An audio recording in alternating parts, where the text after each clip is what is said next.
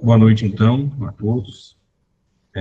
Eu queria já começar, antes da gente partir para o próximo passo, para o capítulo 2.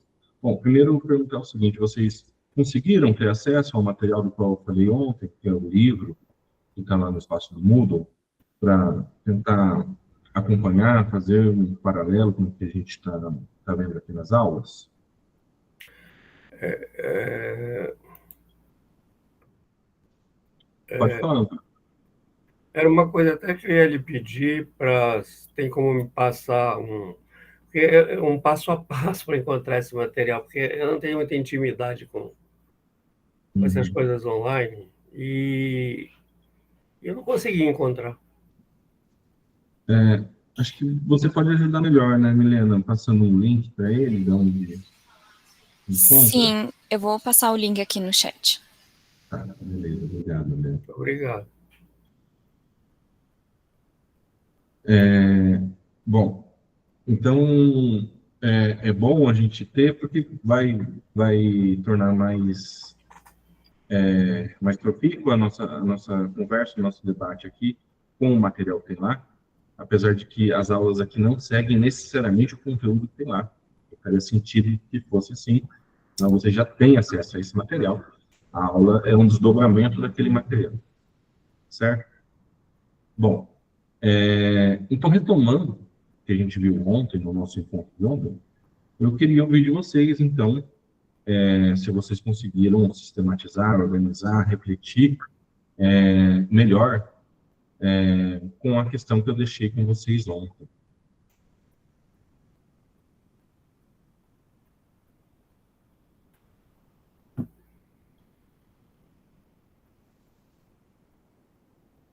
Encaixaram mais alguma linha teórica daquelas noções de cultura que a gente acabou observando ontem, com a originação do mito fundador ali, representado pelos personagens do Asterix e Obelix, né? Em que se baseia aquela tratativa daquele tipo de representação.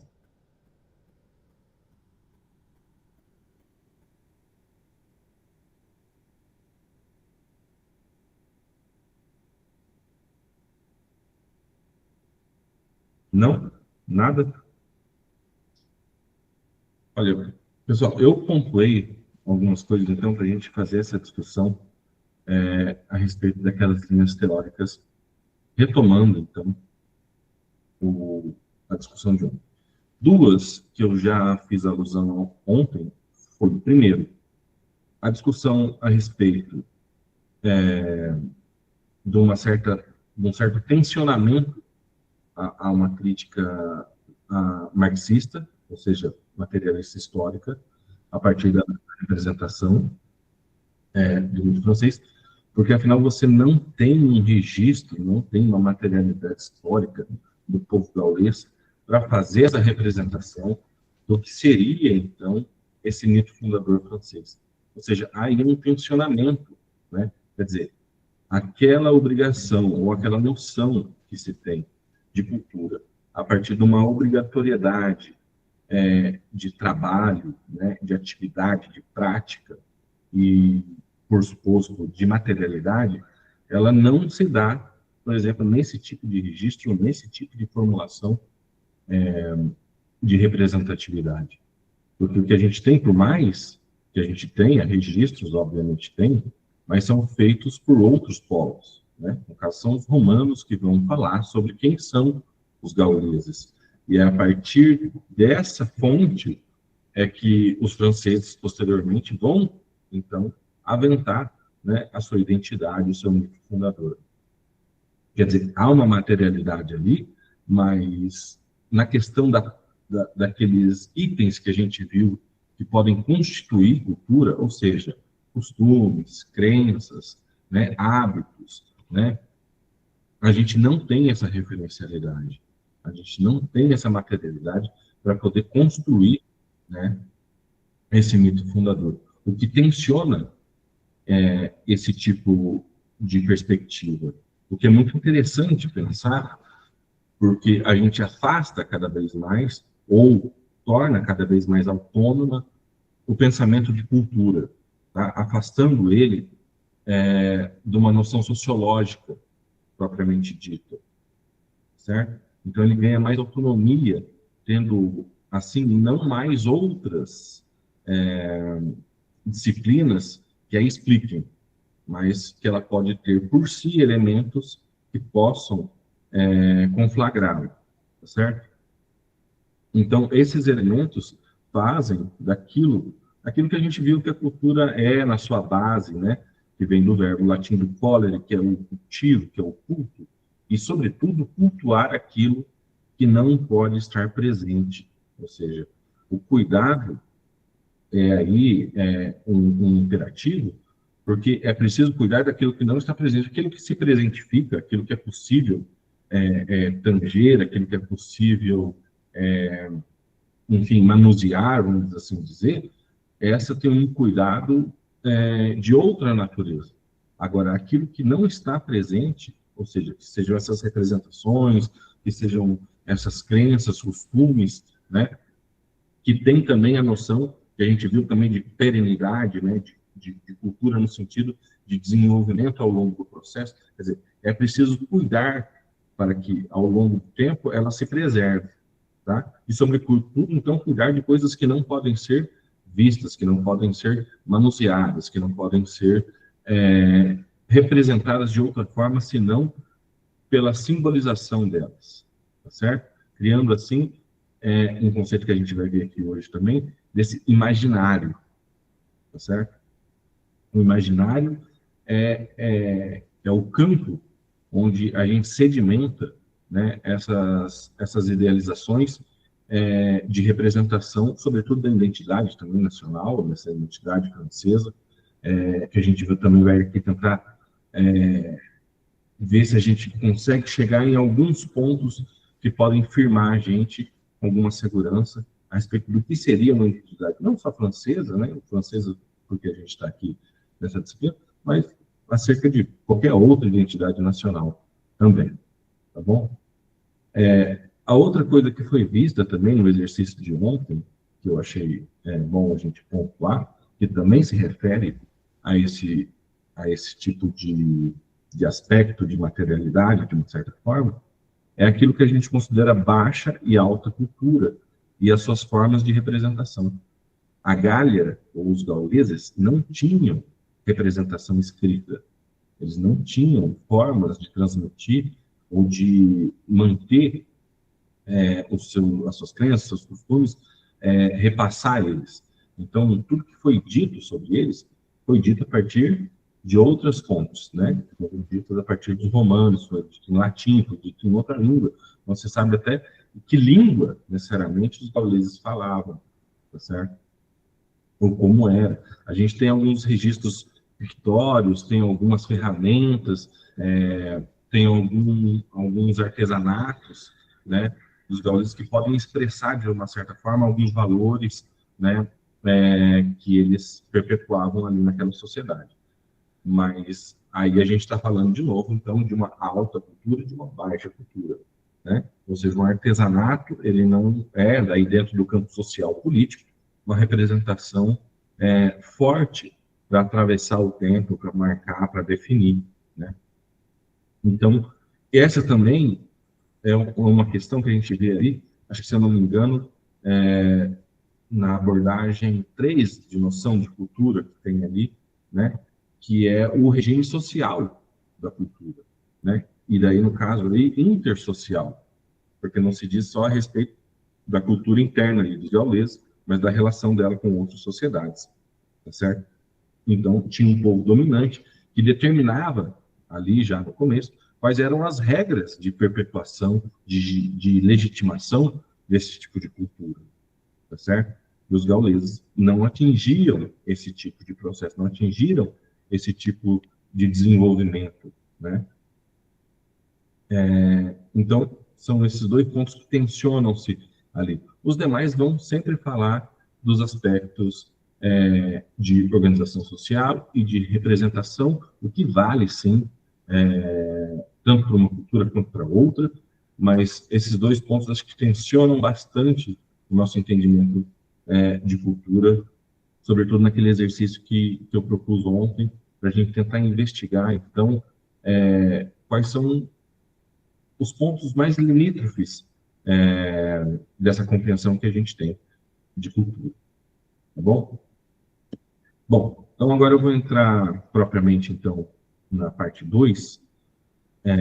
Eu fiz alguns ajustes, acho que no material que foi enviado para vocês, dos slides, porque eu reaproveitei algumas coisas de uma aula que eu dei ano passado, acho que tem algumas pessoas aqui que estavam também, que era sobre cultura francesa, expressões idiomáticas e como é a relação da língua com a cultura.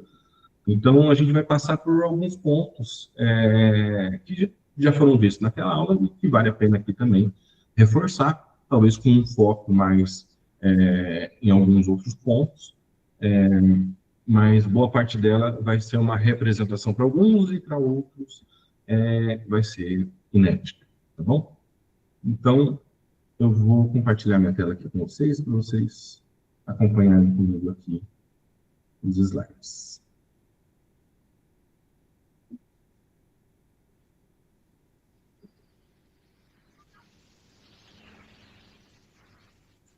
Está todo mundo vendo?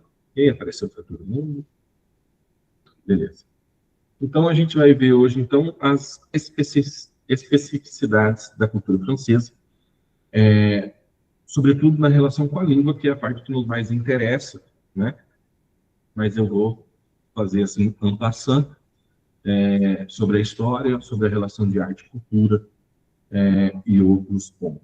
Então, os 4 pontos chaves dos elementos que a gente vai ver hoje história, aí eu vou colocar como história a história geral da França, tá?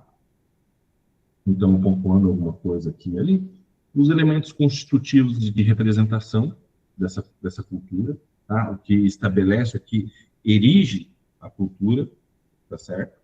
A relação arte e cultura, né? E, por fim, a gente tentar, como eu falei, tatear alguma coisa que possa simbolizar para a gente, que possa perfilar para a gente o que seria a identidade francesa. Tá certo? Bom, a gente tem, então, a história da língua francesa vai passar pelos povos celtas gauleses, né? Os povos gauleses são um povo celta, né? São uma parte do povo celta. A influência do Império Romano, né?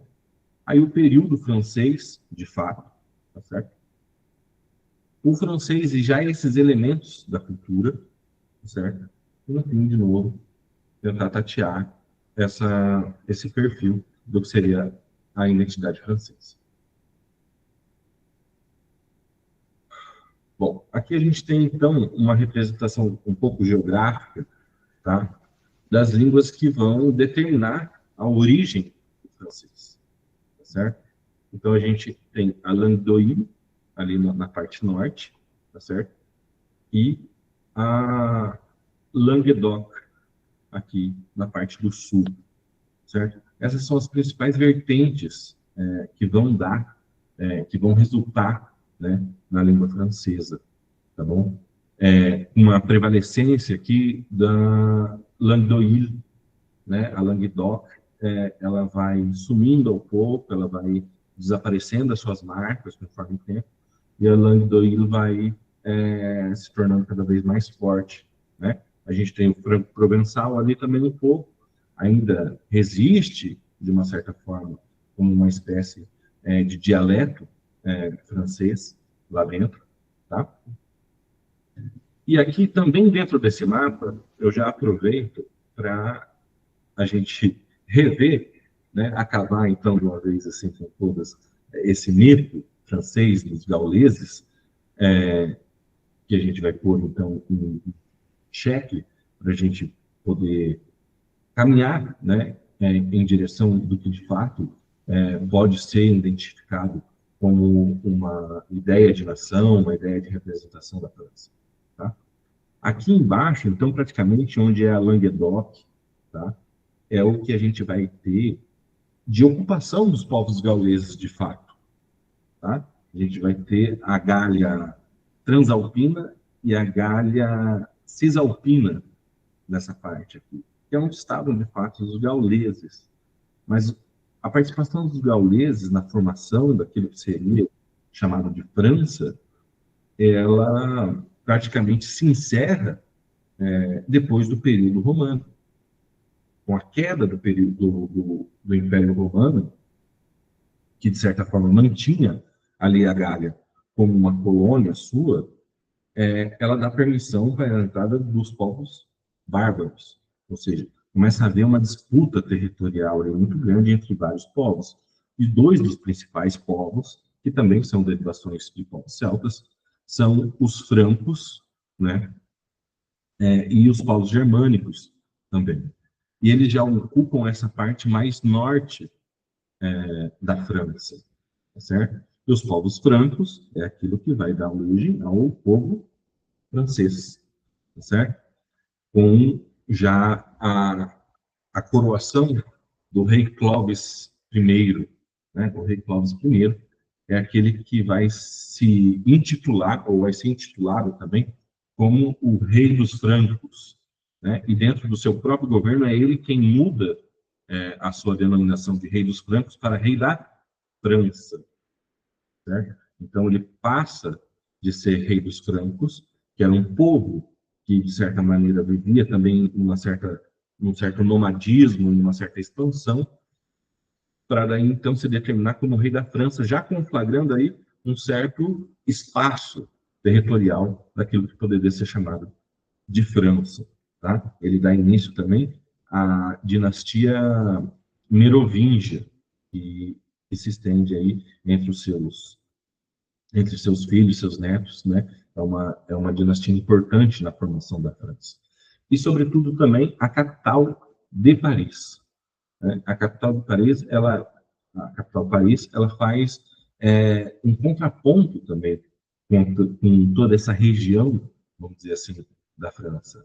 Né? Ela tem um atrito com o resto, porque é ali onde se determina esses povos que até então, pouco tempo passado, poderiam ser considerados como invasores, tá certo? De um povo que já estava lá, que são os povos gauleses e outros povos celtas que também viviam ali, certo? Então a gente vai ter isso, essa dinastia implementando esse primeiro reinado do que a gente pode chamar de França. Aí um aspecto também que a gente vai adentrar também mais à frente para ver como essas instâncias se relacionam de instituições, por exemplo, para a legitimação. Clovis é o primeiro rei da França, porque também foi o primeiro a se converter ao cristianismo, tá certo? Então, a conversão de Clovis ao cristianismo também é o que determina ele poder ser intitulado e se intitular o rei da França, tá bom?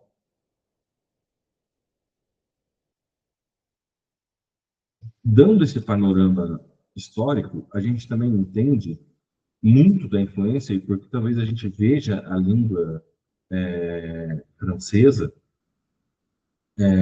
quase como um primo muito distante das nossas línguas românicas, das nossas línguas latinas, né? Algumas palavras que contêm X, que contêm os apóstrofes, enfim, outras mais, são muitas influências das línguas germânicas, certo? Que é da onde vinham, né? Ou tinha uma profunda relação com essa dinastia merovingia, que é a primeira que se institui ali. Então, aqui a gente tem essa árvore genealógica aqui da língua francesa, né? A gente vê lá na camada de cima aqui, né? A Languedoc, né? A Languedoc aqui, e aqui embaixo a gente já vê outras denominações aqui da língua latina, né? Mas esse Picardo normando, né? O Gascão provençal, né? Que vem da língua doc aqui, que estão mais próximos aqui, e que constituíram a língua francesa, já pertencem a esse outro ramo, né? Vamos dizer ali, linguístico, por conta dessas influências, tá bom? É, então, com a consolidação dessa primeira dinastia merovíngia da França, a gente já começa a ter ali, então, uma formação do território francês e também da língua francesa, porque os tratados políticos, então, começam a se legitimar para discordar, então, de outras potências que ainda estão rondando por ali, né? A língua, ou seja, fazer tratados em uma língua própria, é uma grande forma de você legitimar e de você assegurar, né, o seu território, a sua terra, a sua nação, o seu povo, tá certo? A gente vai ver aqui só em mais detalhe, né, quais são as outras ramificações ali da língua, tá? Tanto da Languedoc quanto da Languedoc, tá? Que diz muito também sobre os territórios franceses ainda divididos, né? A gente não tinha essa noção de Estado-nação como a gente tem hoje, né? Então, muitos são povos ali, né? A gente tem o Galo lá em cima, que ainda tem uma referência dos gauleses, né? Ainda deve dessa fonte, né? O Bourbonnais, né? Que também é uma região da França, o Provençal também. Então, a gente tem essas ramificações, exemplificando que não só a língua era dividida, como essa noção de identidade, né, de França, como a gente consegue hoje, ainda não existia, ainda não tinha essa concepção, certo?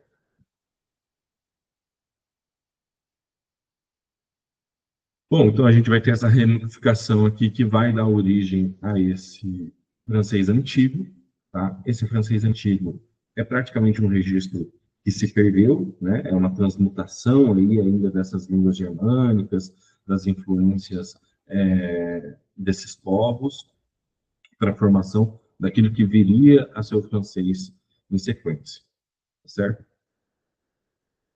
Já diferente do que a gente já tem nesse francês médio aqui. Que aqui a gente já tem uma latinização total da língua francesa, né? Interessante notar como a língua latina, ela reformula a língua francesa, ou seja, precisou de uma latinização para a gente reconhecer o francês como a gente reconhece hoje, tá? Cícero, você quer falar?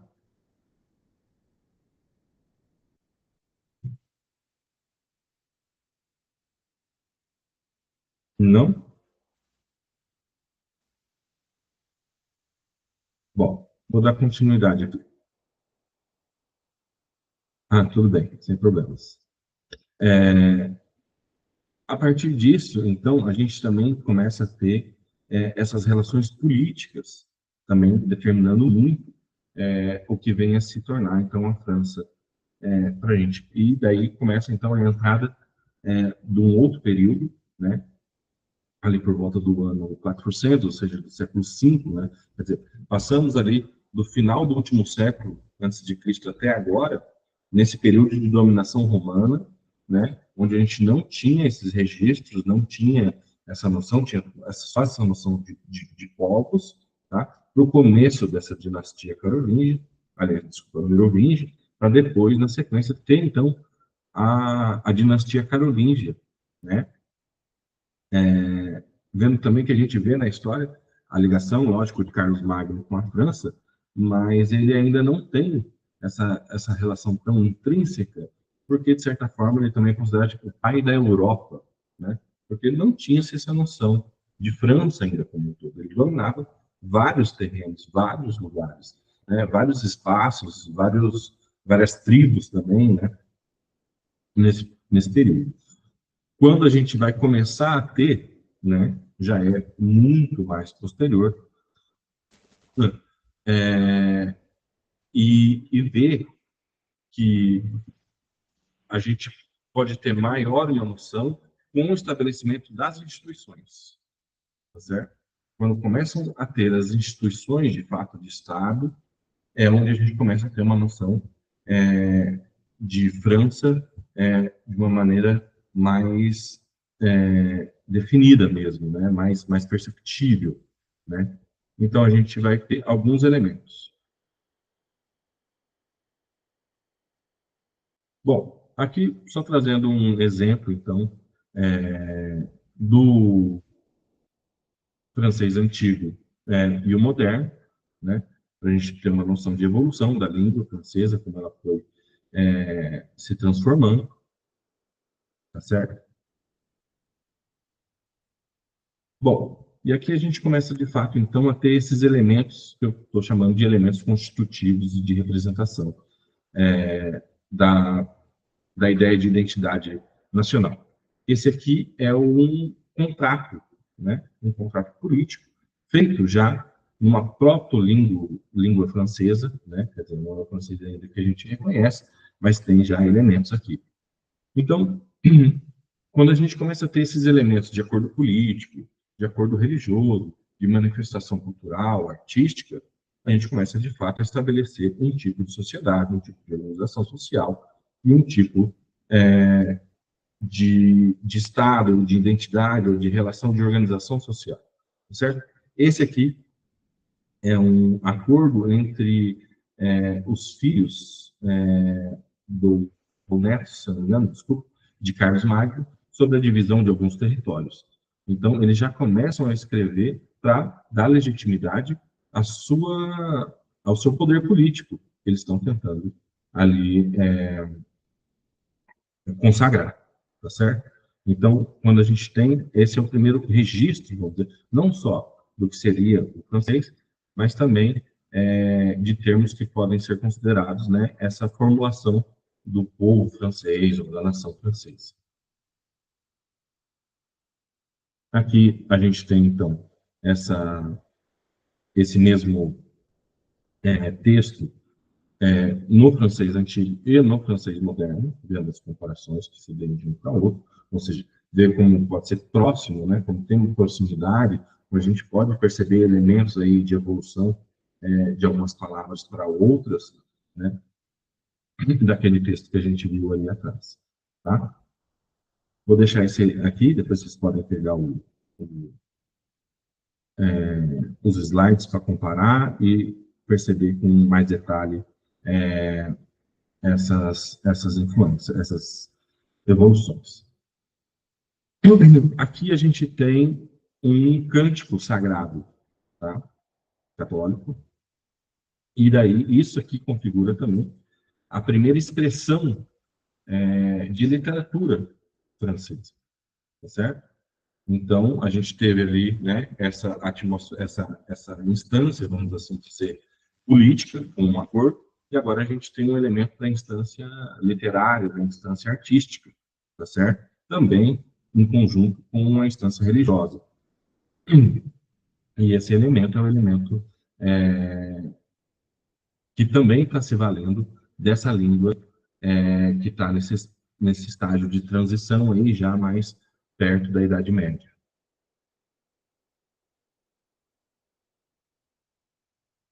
Bom, aí aqui a gente tem um primeiro tipo de gramática da língua francesa. Quer dizer, a gente está fazendo aqui agora já, né, um processo avançado já de estruturação, que daí une vários elementos, né?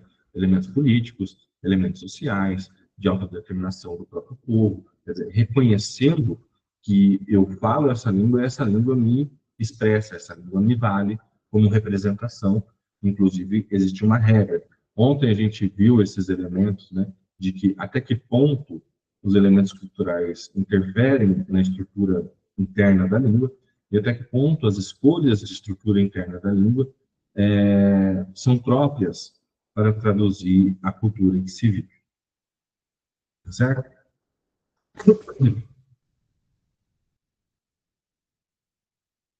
As instituições, a gente tem a Academia Francesa, tá, de Letras, para fazer esses símbolos também, né, do que a gente está chamando de elementos constitutivos de representação. Tem aqui a cronologia, então, do francês, desde o latim até todas as fases que ele foi passando para chegar no francês moderno, que a gente tem hoje. Tá?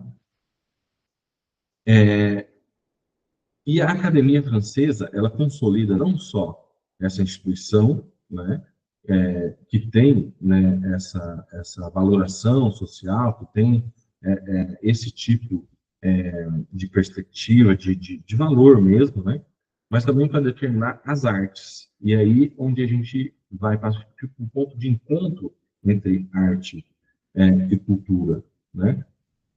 Porque esse trabalho, ou esse tipo específico de trabalho, né, de produção cultural, seja nos seus elementos, vamos dizer assim, materiais, tipo um livro, tipo um quadro, até uma peça de teatro mesmo, né? O que esses elementos têm a dizer sobre a cultura, né? Eles são, de certa maneira, o vínculo principal de manifestação cultural, mas eles também têm uma propriedade particular deles, né? Então, fazer essa associação é permitida e é muito profícua. Contudo, é preciso reconhecer que há uma separação entre esses dois elementos, tá certo?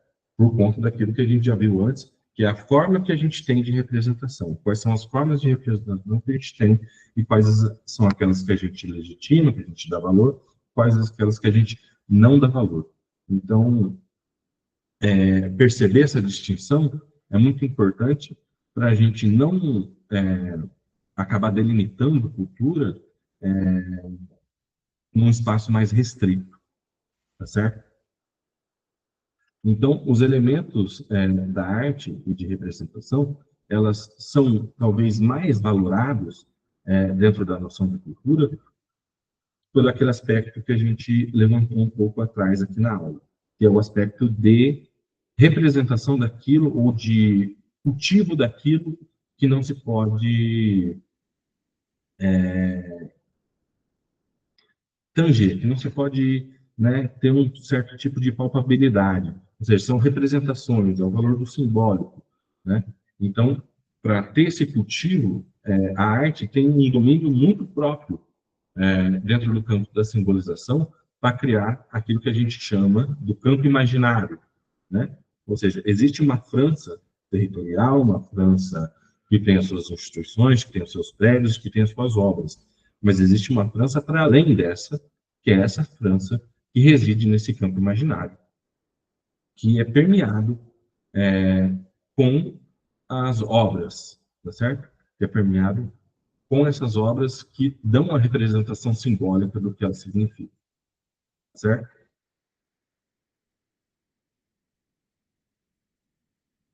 E essa noção de França, ela pode ser também aventada, ela pode ser também percebida, né, pela francofonia. Quer dizer, quando você espalha essa língua para o resto do mundo, quer dizer, tem outros territórios, outras organizações, outras formas de saberes e conhecimento, a gente acaba percebendo que ela se impõe de uma certa forma, tá certo? E acaba criando uma cultura meio híbrida entre essa organização que já existia lá e essa cultura que vem, né, através da língua, sobretudo aqui na francofonia que a gente está falando, para criar, então, uma nova, outra forma de cultura. E a gente percebe que a língua quem faz essa penetração, quem faz esse tipo de difusão de percepção de imaginário mesmo, né? Então, quando a gente vai para outros países, a gente vê que eles compartilham, francófonos, a gente vê que eles compartilham, né, de ideais que são muito próximos, tá certo? Bom, de volta aqui, então, ao mito, né, de Asterix e Obelix, como representação, a gente acabou vendo que, de certa maneira, é realmente uma representação muito ficcional daquilo que seria a identidade francesa, né? O povo celta não tinha uma língua, pouco participou da sua influência na constituição da língua francesa, pouco participou na constituição política, né, da língua francesa também, né, porque os povos francos foram aqueles que determinaram não só o nome da França, mas como foram o povo que teve maior destaque político, maior poder político mesmo, de fato. Os gauleses ali, eles se encerraram no período de domínio do Império Romano mesmo. Aqui a gente tem a imagem do Vercingetorix, né, que é o que foi representado como líder dos gauleses, que entregou as suas armas aos pés de Júlio César. Tá? Essa representação aqui foi feita por Napoleão, tá? Essa estátua aqui foi feita por Napoleão, que estava ali num conflito entre o que ele queria representar, porque ele também parte de um outro lugar de representação da França, né? Uma outra dinastia que tem proximidades com a família dele, mas ele se viu num conflito de como é que vai acabar, né, um herói, né, popular, que era nacional. Então, ele fez o Vercingetorix, mas dizem que ele mandou esculpir ali a face dele, meio que parecida com a dele, né, para dar essa repaginada. Tá certo? Eu trouxe aqui o escritor Molière, tá? Que é considerado, né, vamos dizer assim, o patrono da língua francesa, né? A maior representação. Quando a gente fala de línguas pelo mundo, né? A gente fala a língua portuguesa tem um pai, que é Camões, a língua inglesa, Shakespeare, a língua alemã, o Goethe, e Molière é esse tipo de exponente, né, para a língua francesa. Tá certo, pessoal? Bom, por hoje é isso que a gente tem para tocar sobre esse assunto, tá? Eu vou propor aqui mais uma atividadezinha para a gente refletir, pensar um pouco sobre isso, e daí também estender isso para essa reflexão para a continuidade da aula que vem, tá certo? Eu só vou ver aqui como é que eu vou fazer direitinho, porque não tenho muito costume de lidar com isso, mas eu vou tentar fazer com vocês uma nuvem de palavras, tá certo? Então, vou tentar compartilhar o link aqui com vocês, tá? Só um minutinho.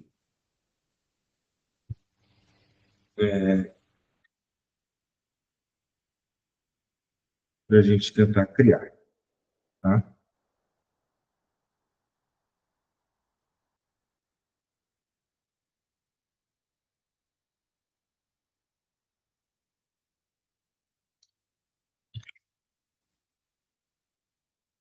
Bom, acho que está aí o link. Vocês podem responder. A pergunta é: quais elementos, né, ou quais fatos, ou quais momentos, ou quais tipos de representação francesa vocês acham que são capazes, né, de se perpetuar e de conflagrar, assim, uma identidade francesa, tá? São alguma coisa que você acha, uma obra, um quadro, um momento, um tipo de crença, um tipo de costume, tá? Podem colocar lá, que depois, na aula seguinte, a gente vai tentar fazer, então, uma contrapartida, tentar investigar de fato se isso é apenas um estereótipo do que a gente acha do francês, ou se tem uma relação mais profunda mesmo com a identidade da França, tá certo? Então, podem colocar lá três elementos. Pode ser, assim, ou a obra mesmo, ou um fator apenas, né, ou uma noção, um conceito, alguma coisa que vocês acham que é representativo da França.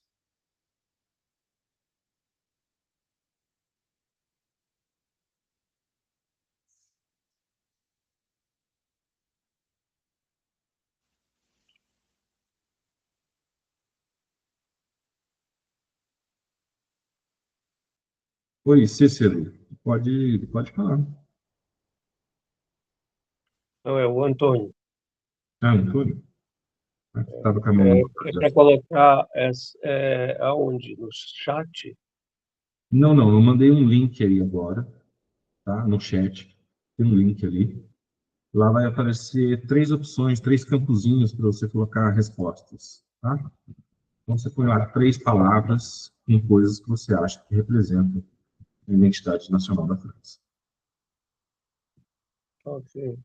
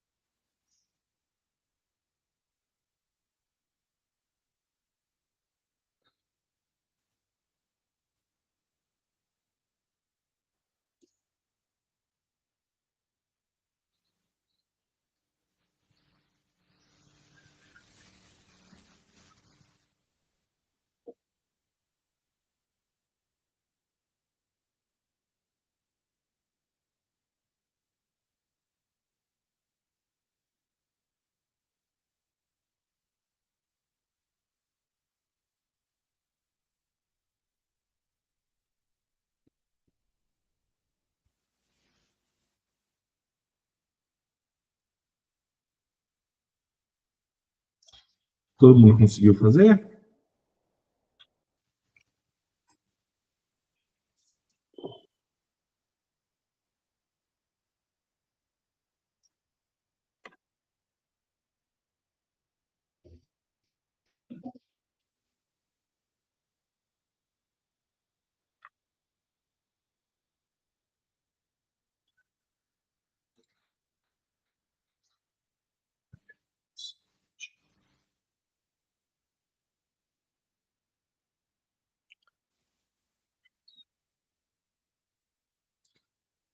Vou tentar apresentar aqui, então.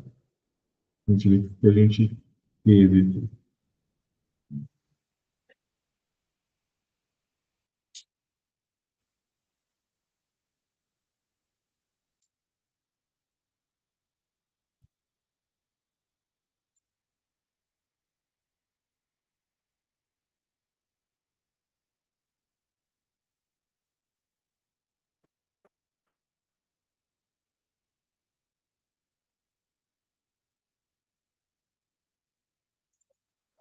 Foi bem dividido, hein?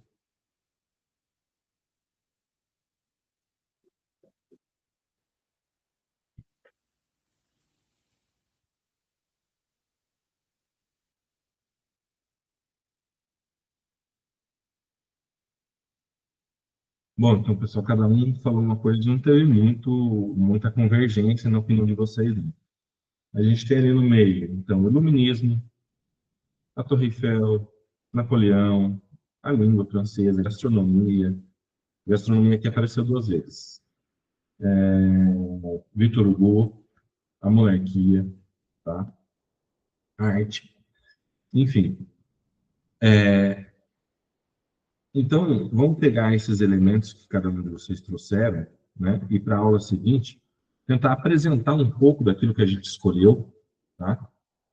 Dessas representações, e tentar trazer alguma justificativa do que, por que para ela isso, porque para nós, aliás, isso representa, tem uma relevância de representação na identidade francesa, tá bom?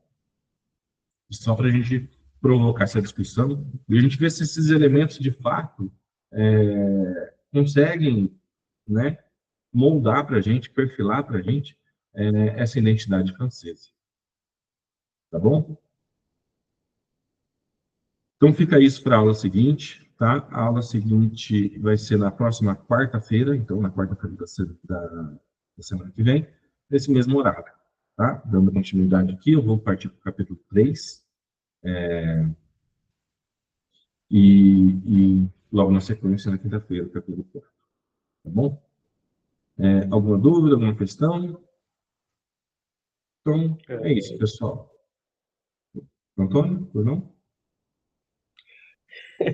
Era só uma curiosidade, o herói Gaules, ele depõe as armas aos pés do general romano, do imperador romano, ou seja, ele se entrega e dessa forma ele se torna um herói. Isso aí foi estranho. Enfim, é a história deles, mas enfim, tem outros desdobramentos depois, né? É, Mas enfim, obrigado. Então, pessoal, é isso por hoje, tá? Até semana que vem, a gente se vê. Obrigado. tá bem, obrigado.